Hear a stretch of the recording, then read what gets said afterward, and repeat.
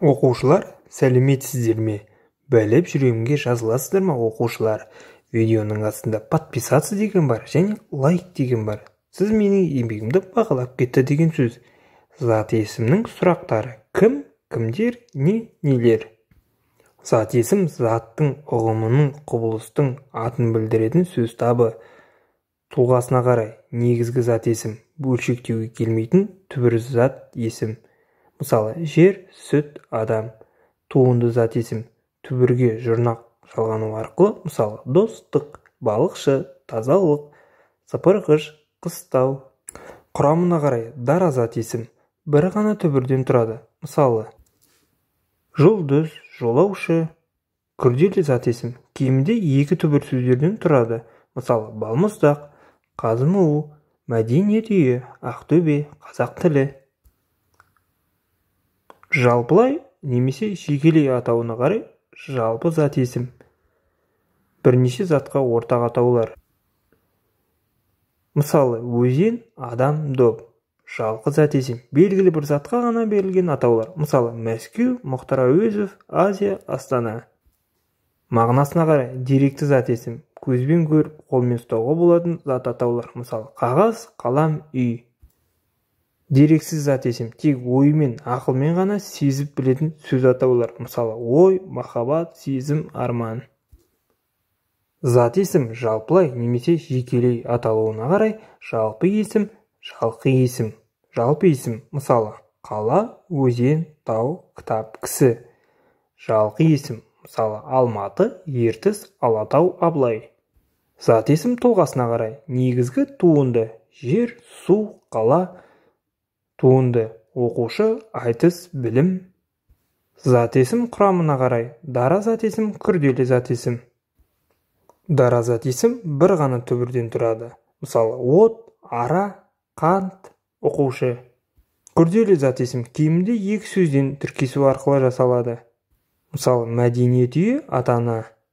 Зат есім дегеніміз заттың атын білдіретін сөзді зат есім дейміз. Зат есімдерге кім, кімдер, не, нелер деген сұрақтар қойылады. Адамға кім, кімдер, жануарлар мен заттарға не, нелер деген сұрақ қойылады. Зат есім жалқы есім, жалпы есім деп бөлінеді. Жалқы есім кісінің аты жөні, жер су аттары, жан-жануарға қойылатын атаулар жалқы есім деп аталады. Жалпы есім жалқы есімдерден басқа зат есімдерді жалпы есім деп атайды. Зат есім сұрақтары: кім, кімдер, не, нелер. Жалпылай жекелей аталуына қарай: жалпы, жалқы.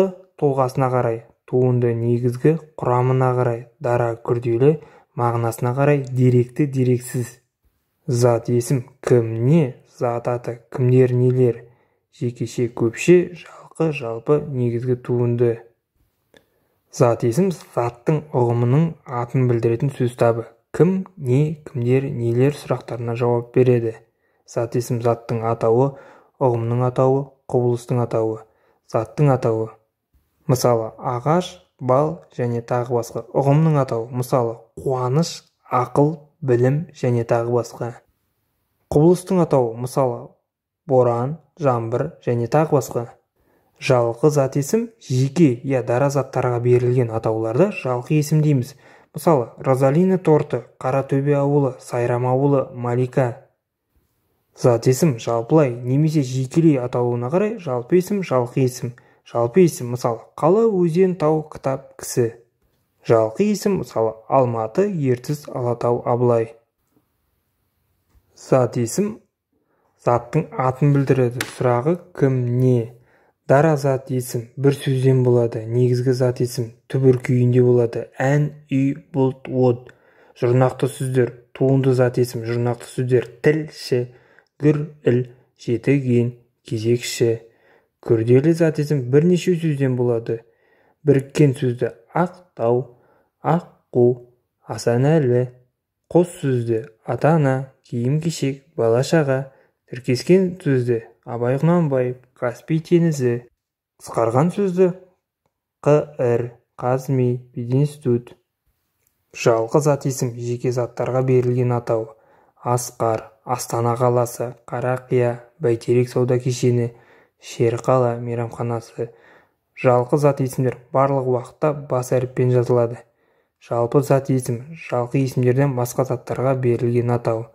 Тау, тас, гүл, кітап, апа, терезе, жаңбыр. Жалпы зат есімдер сөздің басында келгенде бас әріппен, қалған уақытта кіші әріппен жазылады. Зат есім заттың атын білдіріп, кімне, кімдер, нелер сұрақтарына жауап беретін сөздер. Құрылымы жағынан дара және күрделі бөлінеді.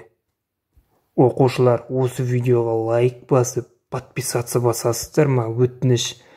Подписаться баспай, қарамай кетпейсіздер ме? Өтініш. Подписаться және лайк осы видеоға. Қатты сұраймын.